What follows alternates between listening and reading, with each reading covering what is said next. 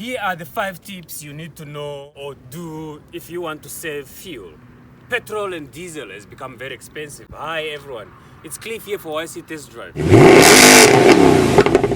Thank you so much for those that are following YC Test Drive YouTube channel. Today I am with Liz. Just as I said, fuel has become extremely expensive. I've never seen it in my lifetime for petrol to almost reach $20 per liter.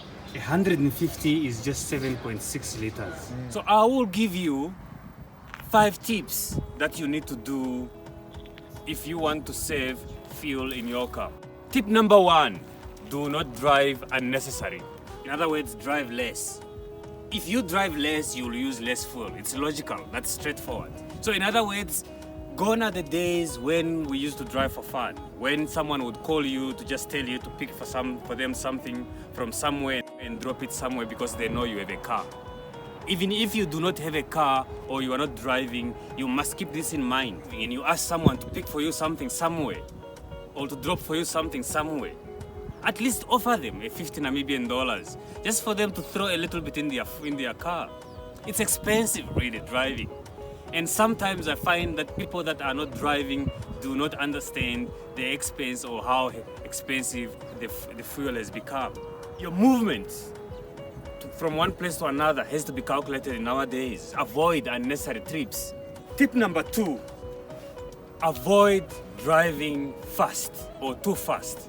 Even taxi drivers nowadays, they drive slow. That's a sign that the situation is critical. Do not drive like some of the government cars that we see driving fast because they do not pay fuel. Have you seen how some government drivers drive? Not all, but some. They do not pay for the fuel from their pocket. So they do not understand or they do not know how much it hurts or how much fuel feels. It hurts when you pay for such fuel. Do not drive like a maniac. Do not drive like the tow-ins. These guys, they drive fast because they will charge you for what they want, for how they drive. So make sure that you drive on time, drive with time. Do not drive 40 kilometers an hour in the bypass. You are annoying. I'm not saying you must drive that slow, but make sure you just keep within the limits. Make sure you are not the person who's pushing everyone out of the way on the bypass to a yellow lane. It's really quite annoying. Every time I would look in the mirror, someone is flashing behind me on the bypass. Drive on time, leave on time, so that you have time not to be rushing, so that you have time not to be pushing everyone behind. If you are driving on long distance, I would recommend that you use cruise control. Cruise control will save you a lot on fuel. And if you are driving a manual car, make sure put it in the highest gear, put cruise control, let you flow and as much as you can. If you are driving a manual car and you are driving on the hill, downhill, take advantage of that. Put the car in neutral, let it roll. I call it free fuel or free kilometers. When you let the car, put the car in neutral, let you roll until you get to a stop. That will save you on fuel. So tip number 3, check your tire pressure. In other words, the lower the tire pressure is, the more the car has grip on the road. If your tire pressure is low, the surface that tire touches the ground becomes more wider. The wider the surface, the more friction the tires have on the road. So that pulls you back. It's good for gravel driving, for pickup trucks like this one, like Liz. If you're on gravel road, reduce your tire pressure, stabilizes you, it gives you more grip. But on tar road, if you are a tar road driver only, make sure you have your tire pressure to the maximum. That will save you on fuel. The car will be easily rolling. The car will be moving quicker. The car there won't be too much drag from the friction on the ground. There won't be too much grip of the tire on tar road. Tip number 4, make sure you use aircon at high speed. So any speed more than 80 kilometers an hour, if you open your windows, there will be a lot of drag from the air outside, pulling your car backward. You might have seen when you are standing behind a pickup truck like this one and someone is driving 100 kilometers an hour, the wind that's gushing in your face. Just imagine that coming into your car and pulling your car backward. So in order to avoid the drag, pull your windows up, use aircon. you will use less fuel when you use aircon at more than 8 kilometers an hour speed. But make sure that if you drive with your windows open, then drive less than 80 kilometers an hour. It will still save you on fuel. You will still have nice fresh air from the outside. Now, tip number 5 that you need to know if you want to save fuel in your car. Avoid traffic. The more you stay in traffic, the more you use fuel. How you avoid traffic in a city like here, like in our capital city, Windhoek. The best time to drive to work will be from 6 to 7.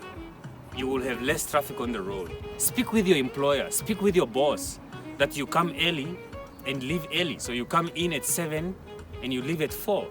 That still covers the amount of hours that you need to work. Or come late. For example, if you leave at 8, just try it. If you leave at 8 from home, you will be amazed on how much less traffic is on the road. So leave at 8, get at work at 8:30, and then you can leave at 5:30. When you are stuck in traffic, your car will be idling. For what? For 2 minutes, you are still on the same place. And every time you move, vroom, you accelerate, you stop. Vroom, you accelerate, you stop. You use a lot of fuel. So make sure you avoid traffic. Use the roads that do not have much of traffic. Like for example, where I live, I use the bypass to go to work, to Prosperita. Less traffic, 2 lanes, and really try by all means to avoid traffic. There are lots of other tips that really I can go on and on and on until sunset that we can talk about in order to save fuel. Max has released a video on specific cars that you could buy here in Namibia, less than $200,000, that would save you on fuel. I'll put the link below in the description. Check that video, see the kind of cars that you can buy here in the country in order to save you on fuel, on petrol and diesel. Really, the situation has become very critical in our days. I have a number of tips on YC Test Drive YouTube channel. I'll put some links below of some tips. Click on the pop-up banner to check the tips on what you need to do when you are driving for a long distance in Namibia. Or click another pop-up banner if you want to see the tips on how to buy, on what to look at when you are buying a second-hand car. So do not forget to subscribe, like, share and comment. That will help the channel to grow. That will help the algorithm to recommend these videos to other people that you know. Alright, so I'm on the road to 5,000 subscribers. So you sharing, commenting and liking will help this channel to grow and reach to 5,000 subscribers. I really appreciate it. Thank you so much for watching. I'll see you in my next video. Well, hi everyone, it's Cliff here for YC Test Drive YouTube channel. I'm with Liz today. Sorry. Thank you so much for those that are following YC YouTube channel. So this video is meant for those that would want to save fuel. Okay, look at that one. There's a lot of air that comes into your car, pushing the car, pulling the car. So these are some of the things. What's going on with me? If you open your windows, you will be using more fuel than You'll be using more fuel than normal. The reason, just to explain to you,